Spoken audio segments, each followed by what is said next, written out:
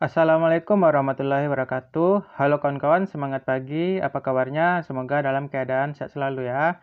Pada video kali ini kita akan lanjut membahas materi dari kisi-kisi SKB, formasi pengendali organisme pengganggu tumbuhan lainnya, yaitu kisi-kisi yang ke-10 tentang cara pengendalian OPT hortikultura. Nah, kawan-kawan langsung saja pengendalian OPT. Pengendalian OPT adalah segala upaya yang dilakukan untuk mengontrol populasi dan keberadaan OPT dengan cara mengatur berbagai faktor yang ada di lingkungan, baik faktor biotik maupun abiotik. Nah, OPT hortikultura sendiri adalah segala jenis hama dan penyakit yang dapat merusak morfologi tanaman, bahkan mengganggu pertumbuhan tanaman, sehingga dapat menyebabkan kerugian yang signifikan. Nah, kerugian ini kawan-kawan yang paling parah dapat menyebabkan gagal produksi atau gagal panen. Nah, kawan-kawan perlu diketahui keberadaan OPT ini sebenarnya tidak diinginkan, tetapi populasi OPT tidak boleh dimusnahkan untuk menjaga keseimbangan hayati.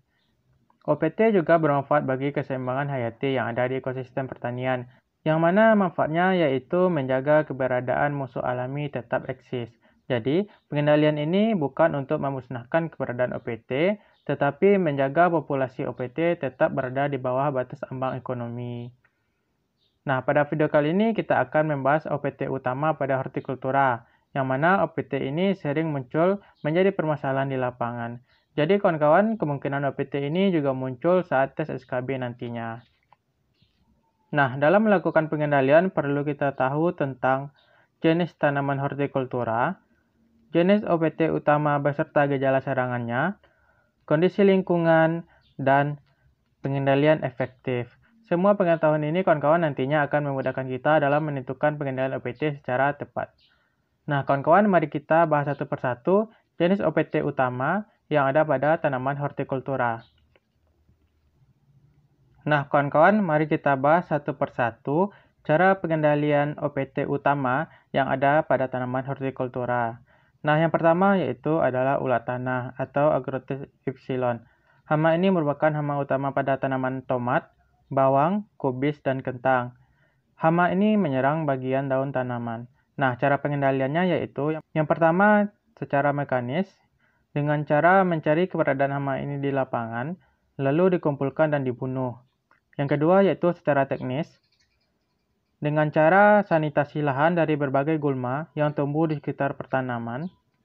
Dan yang ketiga yaitu menggunakan musuh alami, seperti Tritaxis brauerei, Capoeira varia, dan jamur botrytis sp. Nah, selanjutnya menggunakan kimia yang merupakan alternatif terakhir apabila hama ini tidak bisa dikendalikan lagi, yaitu menggunakan insektisida dengan bahan aktif karbofuran, beta-sifultrin, lambda-sihalotrin, dan lain-lainnya. Yang mana insektisida ini bebas dijual pasaran. Nah, selanjutnya yang kedua yaitu hama uret atau Holotrichia sp. Hama ini merupakan hama utama pada tanaman ubi kayu, kacang-kacangan, dan kentang. Hama ini menyerang bagian umbi tanaman. Nah, cara pengendaliannya yaitu yang pertama secara teknis, yaitu melakukan pergiliran tanaman dengan jenis famili tanaman yang berbeda dan tupang sari. Yang kedua yaitu menggunakan musuh alaminya, seperti belalang sembah. Dan yang terakhir menggunakan kimia, yaitu insektisida dengan bahan aktif karbofuran, beta-sifultrin, dan lambda-sihalotrin. Jadi kawan-kawan sama dengan Agrotis ypsilon tadi, jenis penggunaan kimianya. Nah, lanjut yang ketiga yaitu kutu daun atau Myzus persicke. Hama ini menyerang tanaman cabai, tomat, kedelai.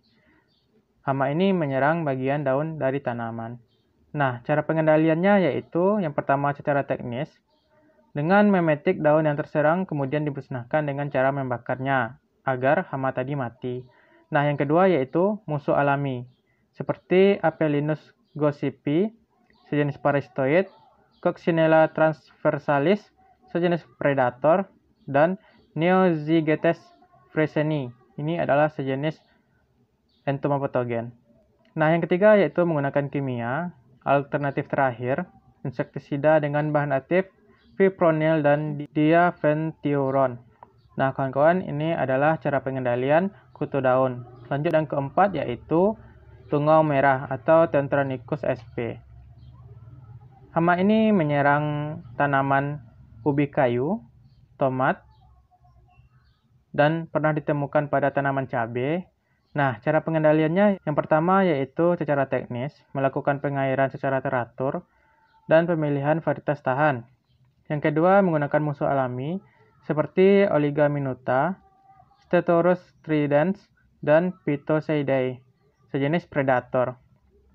Nah, yang ketiga yaitu kimia, yaitu penggunaan akarisida dengan bahan aktif amitraz, tifokal, tetradifon, dan lain-lainnya. Nah, tungau merah ini berasal dari ordo Arachnida, sejenis laba-laba. Nah, yang kelima yaitu kutu kebul atau Bimisia tabasi. Hama ini menyerang pada tanaman cabai, tomat, kacang-kacangan. Ada juga ditemukan pada terong dan kubis. Nah, kawan-kawan, cara pengendaliannya yaitu yang pertama yaitu secara teknis dengan cara sanitasi lahan yang terserang dengan cara membuang bagian tanaman yang ditemukan hama ini. Yang kedua menggunakan musuh alami seperti Encarsia formosa dan Eretmoceros mundus. Ini adalah jenis parasitoid. Nah, yang ketiga yaitu secara kimia dengan menggunakan insektisida dengan bahan aktif imidacloprid, emamectin benzoat, fipronil, dan lain-lainnya. Nah, kawan-kawan, kelima contoh tadi adalah cara pengendalian OPT utama pada tanaman hortikultura. Ada Agrotes epsilon, uret, kutu daun, tungau, dan kutu kebul. Nah, hama-hama ini merupakan hama utama pada tanaman cabai, tomat, bawang, kubis, kentang, kedelai, dan lain-lainnya. Nah, sekarang kita masuk kepada cara pengendalian penyakit tanaman hortikultura. Yang pertama yaitu antraknos. Nah, kawan-kawan pasti tahu antraknos. Ini disebabkan oleh jamur Coletriticum capsici yang menyerang tanaman cabai dan tomat. Nah, cara pengendaliannya yang pertama secara kultur teknis, yaitu mengatur jarak tanam. Jarak tanam yang renggang dapat menjaga kelembaban agar menekan perkembangan jamur Coletriticum capsici. Yang kedua yaitu menggunakan varietas tahan dan bibit yang unggul. Yang ketiga, menggunakan pupuk sesuai dosis anjuran dan tidak berlebihan. Nah, kawan-kawan, penggunaan pupuk ini harus sesuai dengan 5T ya.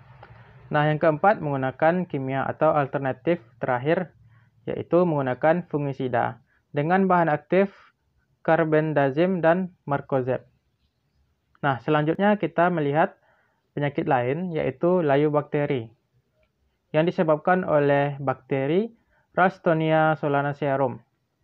Nah, bakteri ini menyerang tanaman cabai, kentang, dan tomat yang dapat menyebabkan tanaman menjadi layu.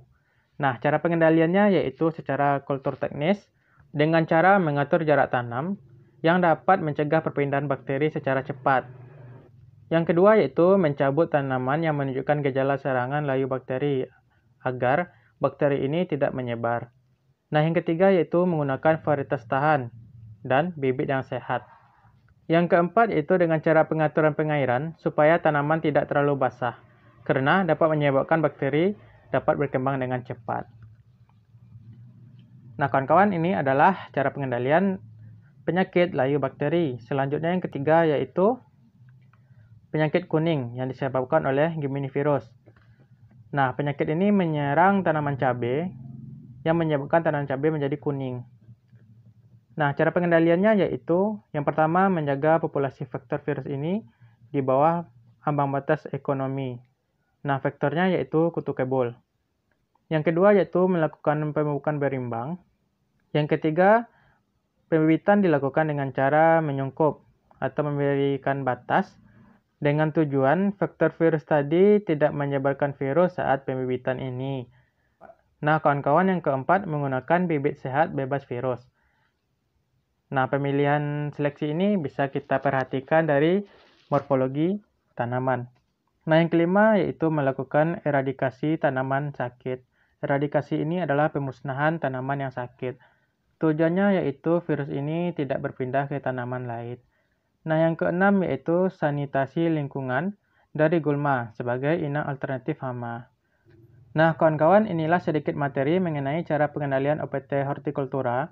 Sebenarnya banyak sekali pengendalian yang dapat dilakukan, tetapi pengendalian ini merupakan pengendalian terbaik yang dapat dilakukan apabila OPT ini menyerang tanaman.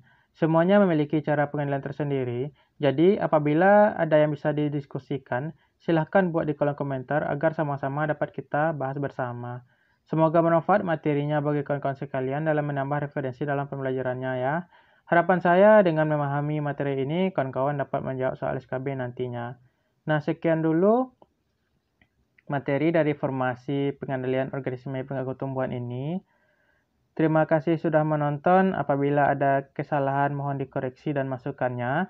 Tetap semangat dalam belajar dan jaga kesehatannya ya. Salam dari saya dan saya akhiri. Wassalamualaikum warahmatullahi wabarakatuh.